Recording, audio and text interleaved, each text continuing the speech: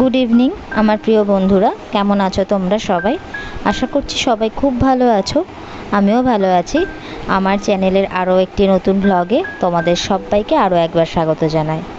ঘড়ির কাঁটায় এখন বাজে সন্ধ্যে 7টা, আর তোমাদেরকে সঙ্গে নিয়ে আজকের ব্লগটি আমি এখন থেকেই শুরু করলাম। মাম্মামা একটু ঘুম থেকে উঠতে লেট করেছে, তাই জন্য এখন 7টাই বেজে গেল ওকে খাওয়াতে খাওয়াতে। তাই একটু সেরেলাক গুলছি, এখন ওকে এটাই খাওয়াবো। আজকের ভ্লগে আমি তোমাদের সঙ্গে কিছু গুরুত্বপূর্ণ আর দরকারি কথা শেয়ার করব, আর কিছু টিপসও শেয়ার করব, যেগুলো যারা সদ্য মা হয়েছে বা মা হতে চলেছে তাদের জন্য ভীষণই উপকারী এবং দরকারি কয়েকটা বিষয়। তার জন্য তোমাদের সবার কাছে অনেক অনেক অনুরোধ রইল ব্লগটি প্রথম থেকে শেষ অবধি দেখার জন্য। তো তোমরা ব্লগটি প্রথম থেকে শেষ অবধি দেখতে থাকো, আশা করছি তোমাদের ভালো লাগবে। বাড়িতে ছোট বাচ্চা থাকলে বা সদ্যজাত শিশু থাকলে সব থেকে বেশি যেটা প্রয়োজন সেটা হচ্ছে ওষুধের। ওষুধ একটা এমন এমার্জেন্সি জিনিস যেটা সব সময় ঘরে রেখে দেওয়া প্রয়োজন, বিশেষ করে ছোট বাচ্চাদের ক্ষেত্রে। এটা হচ্ছে কলিমেক্স। যদি বাচ্চার পেটে ব্যথা হয় তখন এই ওষুধটা কিন্তু বিশালভাবে কাজে লাগে। আমার মেয়ে কলিমেক্স খায়। এর কনজামশানে আরও বিভিন্ন ধরনের ওষুধ আছে, সেগুলোও তোমরা নিতে পারো। তারপর হচ্ছে অনডেম, এটা বমি হলে দিতে হয় বাচ্চাকে। এটা প্যারাসিটামল। বাচ্চা যদি জ্বর হয় বা ব্যথা হয়, অন্য কোনো ব্যথা তীব্র, তখন এটা দিতে হয়। এটা ন্যাসাল ড্রপ, সর্দি হলে, নাক জমে গেলে, নিঃশ্বাস নিতে কষ্ট হলে এই ন্যাসাল ড্রপটা দিতে পারো। তারপর আসে আর্নিকা জেল। বাচ্চা যদি কোনো কারণে পড়ে যায়, ফুলে গেলে বা লেগে গেলে সেই জায়গায় এই জেলটা লাগাতে হয়। তারপর হচ্ছে ক্যান্ডিড বি লোশন। ছোট শিশুদের, মানে বিশেষ করে যারা সদ্যজাত শিশু, তাদের মাথাতে না একটা নোংরা বসে যায়, লেয়ার জমে যায়, তখন এই লোশনটা লাগিয়ে সেই লেয়ারটা পরিষ্কার করতে হয়। এটা হচ্ছে আর্নিকা খাওয়ার জন্যে। বাচ্চা যদি হঠাৎ করে পড়ে যায় তখন এই আর্নিকাটা জলের সঙ্গে দিয়ে খাওয়ালে উপকার হয়। এটা থম্বোফপ। বাচ্চা হওয়ার পর যখন বাচ্চাদের টিকাগুলো থাকে, প্রত্যেক মাসে যে ইঞ্জেকশনগুলো থাকে, তাতে তীব্র ব্যথা, তীব্র যন্ত্রণা হয়। সেই তীব্র যন্ত্রণার হাত থেকে রেহাই পেতে গেলে কিন্তু এই থম্বোফপই, ওই যেখানে ফোটায় ছুঁচটা, তার চারপাশ দিয়ে কিন্তু এই থম্বোফপ জেলটা লাগাতে হয়, আর সাথে প্যারাসিটামলটাও খাওয়াতে হয়। তো এই গেল ওষুধের পার্ট। আরও তোমাদেরকে অনেক কিছু বলবো। আমার ঘরটাও গোছানোটা অনেকটা বাকি, ঘর দোয়ার একদম নোংরা হয়ে আছে, এলোমেলো হয়ে আছে।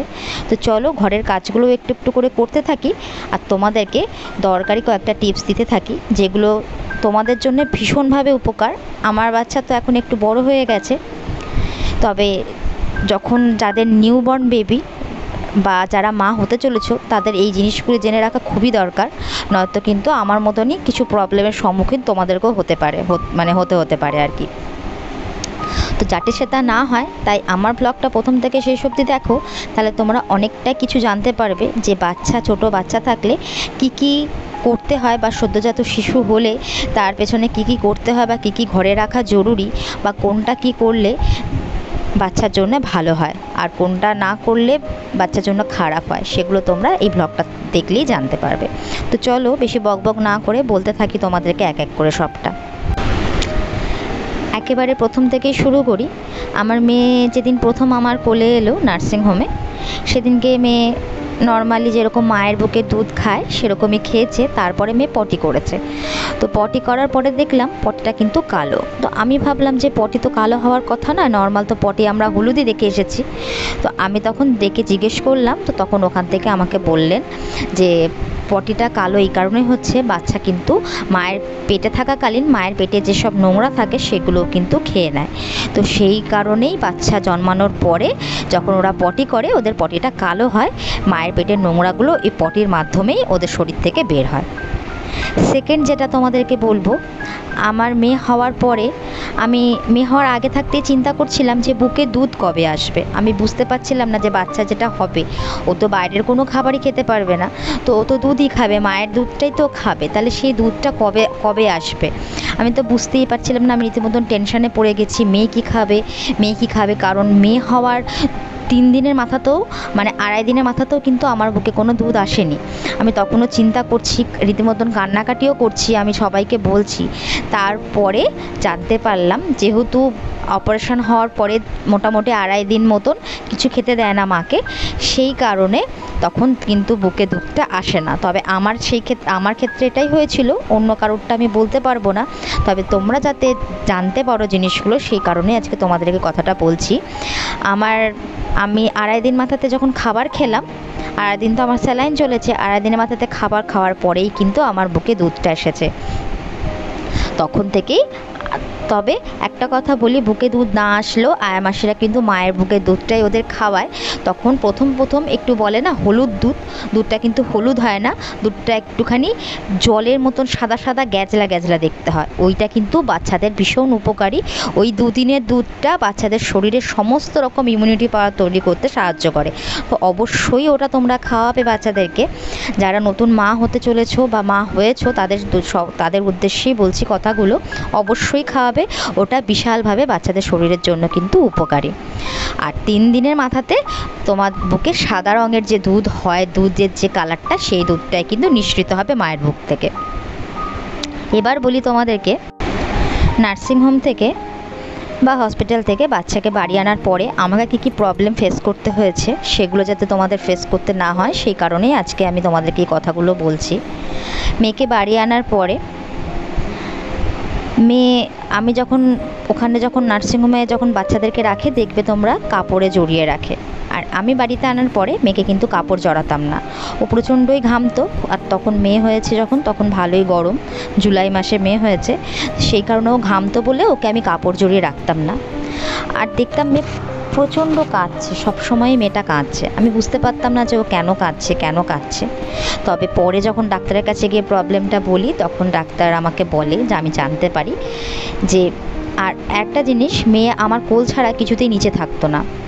নিচে রাখতাম, কাঁদতে শুরু করতো, যেই কোলে নিতাম ও কান্না বন্ধ করে দিত। সেটার কারণ হচ্ছে, বাচ্চা যখন মায়ের গর্ভে থাকে তখন তো ওরা গর্ভাশয়ের মধ্যে থাকে, তখন ওরা ওইভাবেই অভ্যস্ত থাকে। দেখবে হাত পা গুটিয়ে বাচ্চা কিন্তু সব সময় থাকে জন্মানোর পরেও।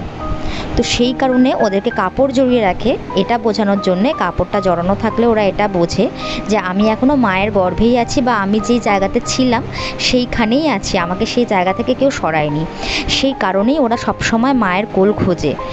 তবে এটাই বলবো যে চেষ্টা করো বাচ্চাকে কাপড় জড়িয়ে রাখার। কাপড়টা নার্সিংহোম থেকে আসার পরেও কাপড় জড়ানোটা বন্ধ করো না। তবে এটা লক্ষ্য করতে হবে যে বাচ্চাটা কাপড় যেন কোনোভাবে না খুলে ফেলে, তাতে অসুবিধা হতে পারে, বিপদ হতে পারে।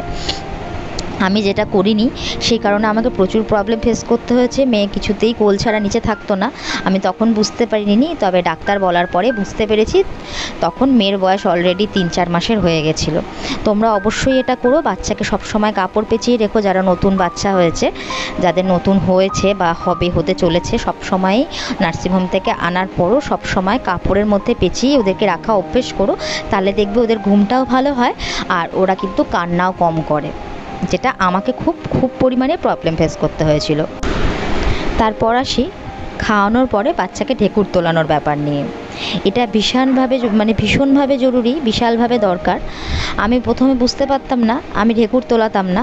হঠাৎ করে মেয়ে একদিন খুবই কান্নাকাটি শুরু করে। তো আমি আমাদের বাড়ির কাছেই এক ডাক্তারের কাছে, আমি আর তোমাদের দাদাভাই মেয়েকে নিয়ে যাই। তো সেখান থেকে বলে মেয়ের পেটে আর কি হাওয়া ঢুকে গেছে কোনোভাবে।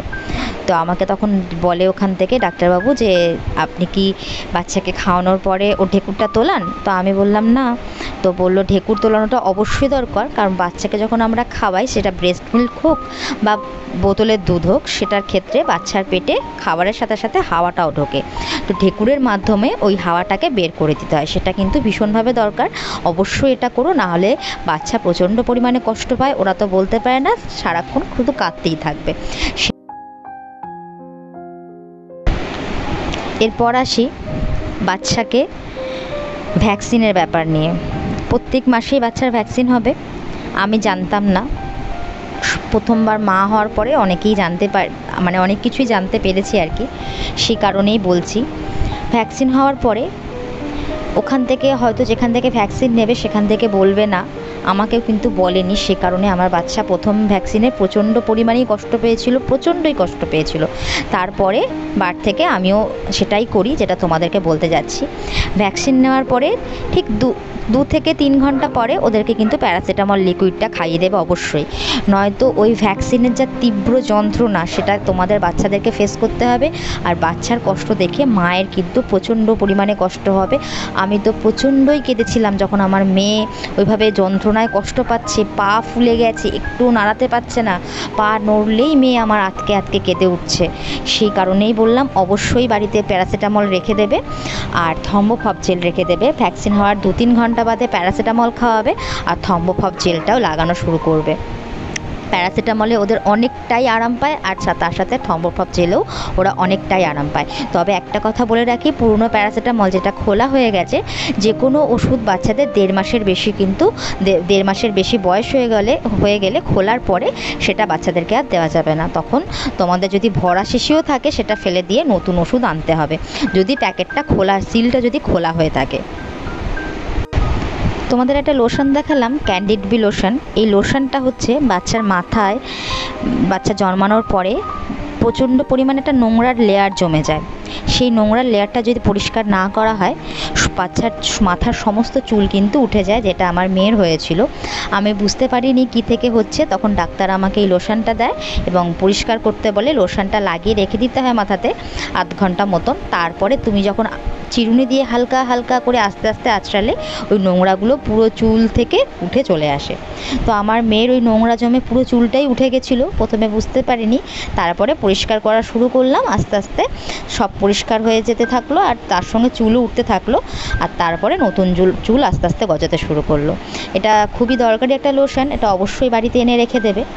সেকেন্ড যেটা তোমাদেরকে বলি, বাচ্চা হওয়ার পরে মায়ের অনেক কিছু খাওয়া বারণ থাকে, তেল ঝাল মশলা। তবে একটা কথা বলি, সেটা কিন্তু বাচ্চার জন্য নয়, বাচ্চার মায়ের নিজের শরীরের জন্যে। বা মায়ের খাবার সাথে মায়ের বুকের দুধের কোনো সম্পর্ক নেই, তাতে কোনো রকম কোনো এফেক্টই পড়ে না। আমি নিজেও খেয়েছি, মেয়ে হওয়ার পরে সবই খেয়েছি। আমার সেই তেল ঝাল মশলা খাওয়াতে আমার মেয়ের কোনো রকম কোনো গ্যাসের বা বমির সমস্যা কোনো দিনই হয়নি। মেয়ে যখন একদম জাস্ট হয়েছে তখন থেকে কিন্তু আমি খাওয়া শুরু করেছি। তবে হ্যাঁ, একটা কথা বলি, যাদের সিজারে হয় তাদেরকে অবশ্যই একটু মেনে চলতে হয়। যদি গ্যাস অম্বল বা বমি হয়ে যায় তখন মায়েদের সমস্যা হতে পারে, সেলাইয়ের জায়গাতে সমস্যা হতে পারে। সেই কারণে প্রথম 1-1.5 মাস একদমই তেল ঝাল মশলা খেও না, নিজের শরীরের জন্যে। বাচ্চার সাথে, বাচ্চার খাওয়ার দুধের সাথে সেটা কোনো রকম কোনো কোনো রকম কোনোই রিলেশন নেই তার সাথে একটা, ঠিক আছে? লাস্ট যেটা তোমাদেরকে বলতে চলেছি সেটা হলো, বাচ্চাকে 1 বছর নুন, চিনি আর মধু মোটেই খাওয়াবে না। এতে বাচ্চাদের লিভারে, কিডনিতে এবং ব্রেনে বিশালভাবে প্রেশার পড়ে। যতই কেউ হাজার বলুক, এগুলো একদমই খাওয়াবে না, কারণ এতে বাচ্চাদের কোনো লাভ হয় না, বরং কিন্তু শরীরে বিশালই ক্ষতি হয়। তো আজকের ভ্লগে তোমাদেরকে অনেক কিছু জানালাম, যেগুলো আমি ফেস করেছি যে প্রবলেমগুলো থেকে, সেগুলো তোমাদেরকে জানালাম। অবশ্যই ওষুধগুলো বাড়িতে এনে সবসময় রেখে দেবে বাচ্চা হওয়ার পরে, ভীষণভাবেই দরকার। কখন রাত্রেবেলা দরকার পড়বে কেউ বলতে পারবে না।